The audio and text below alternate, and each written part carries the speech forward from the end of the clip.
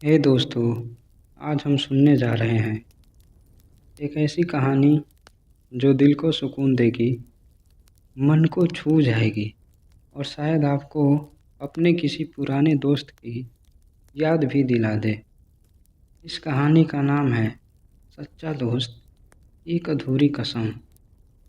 आराम से लेट जाइए, आंखें बंद कर लीजिए और इस कहानी के सफ़र में मेरे साथ चलिए। उत्तर प्रदेश के पूर्वी छोर पर बसे एक छोटे से गांव में, जिसका नाम था हरिहरपुर, सुबह का सूरज जैसे हर दिन एक नई उम्मीद लेकर उगता था। गांव की पगडंडियां अभी भी ओस की बूंदों से भीगी रहती थी। दूर दूर तक फैले गेहूं और सरसों के खेत हवा के साथ लहराते थे, मानो प्रकृति खुद कोई भजन गा रही हो। हरिहरपुर के बीचों बीच एक पुराना पीपल का पेड़ था। उसके नीचे पत्थरों से बना एक छोटा सा चबूतरा था। यही वह जगह थी जहाँ गांव के बुजुर्ग शाम को बैठते, बच्चे खेलते और दो दोस्त रोज अपने सपनों की दुनिया बसाते थे। उन दोनों दोस्तों के नाम थे अर्जुन और माधव। अर्जुन और माधव की दोस्ती किसी कहानी की तरह नहीं, बल्कि जिंदगी की सच्चाई की तरह थी। दोनों का जन्म एक ही साल में हुआ। दोनों ने साथ में चलना सीखा। दोनों ने साथ में स्कूल जाना शुरू किया और साथ में ही शरारतें की। गांव का सरकारी स्कूल, जिसकी दीवारों पर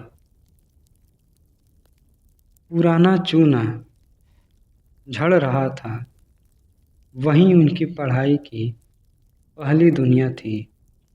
मास्टर जी की डांट भी दोनों को बराबर मिलती और छुट्टी की घंटी बजते ही दोनों सबसे पहले मैदान की ओर भागते।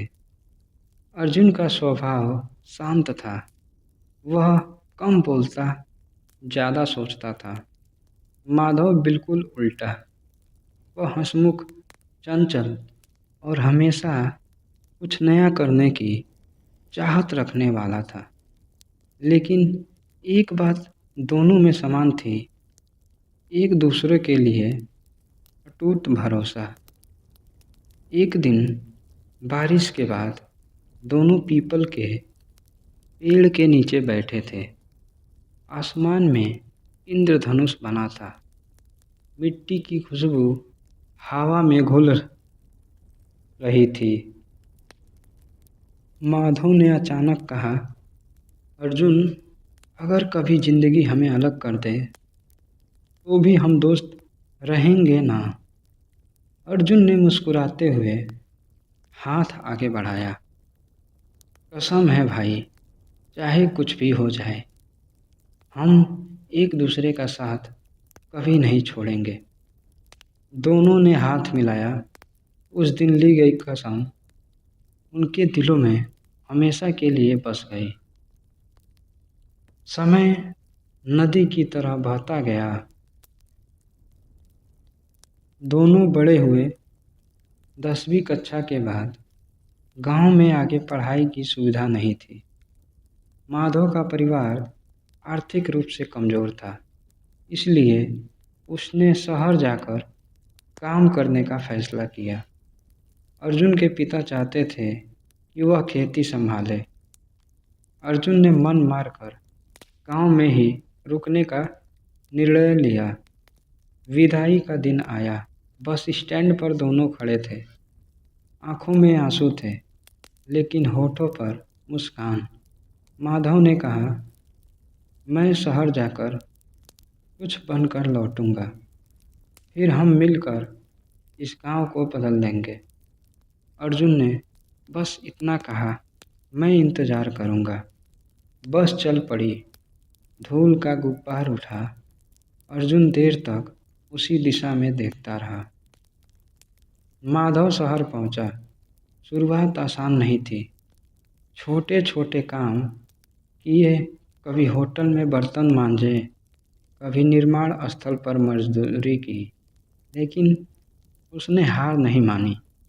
रात को जब वह थका हुआ बिस्तर पर लेटता तो उसे गांव का पीपल का पेड़ याद आता। अर्जुन की हंसी याद आती। धीरे धीरे मेहनत रंग लाई। उसने एक छोटी सी दुकान खोली। व्यापार चल निकला। सालों बीत गए। शुरू में दोनों चिट्ठियों के जरिए संपर्क में रहे। फिर फोन आए, फिर मोबाइल। लेकिन जिंदगी की भागदौड़ में बातचीत कम होती गई। अर्जुन गांव में ही रह गया। उसने खेती संभाली, बूढ़े माता पिता की सेवा की, लेकिन उसके मन में कहीं ना कहीं माधव की कमी हमेशा बनी रही। गांव में जब भी कोई शहर से लौटता, अर्जुन पूछता, कहीं माधव से मिले क्या? लेकिन जवाब अक्सर नौ में होता। एक रात गांव में भयंकर तूफान आया। तेज बारिश, आंधी और बिजली। अर्जुन खेत से लौट रहा था। तभी उसे खबर मिली कि उसका छोटा भाई नदी में फंस गया है। अर्जुन बिना सोचे दौड़ पड़ा।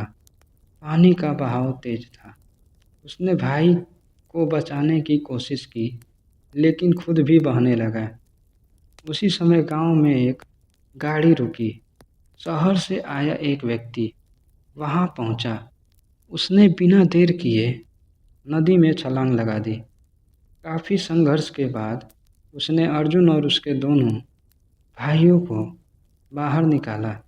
जब अर्जुन ने आंखें खोली तो सामने वही चेहरा था जिसे उसने सालों से सिर्फ यादों में देखा था। माधव। माधव ने भीगते हुए कहा, पागल है क्या? अकेले क्यों कूद गया?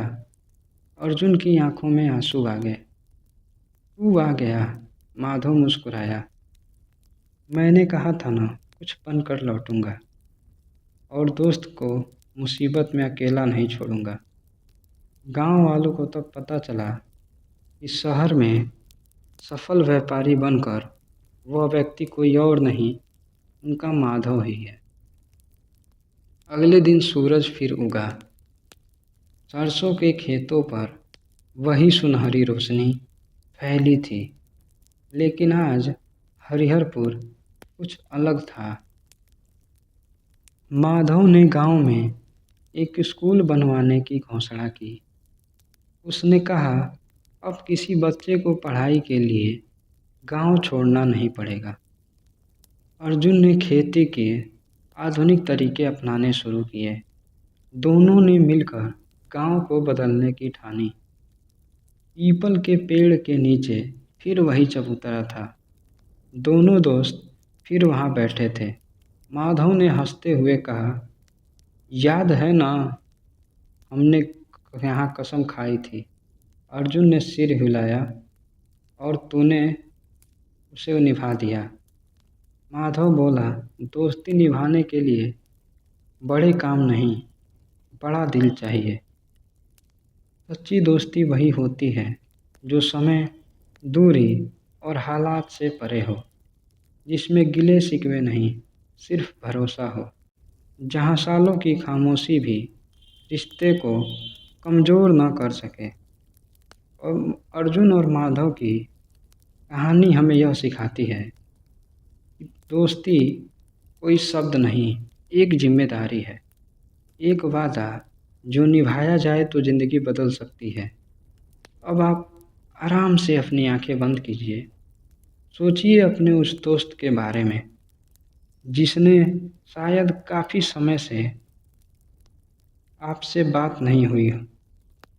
शायद वह भी आपको याद करता हो।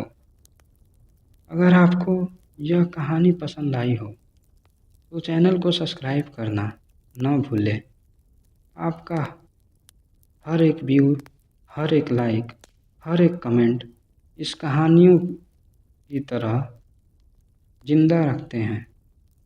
शुभ रात्रि और याद रखिए, सच्चा दोस्त कभी दूर नहीं होता, वह बस सही समय पर सामने आ जाता है।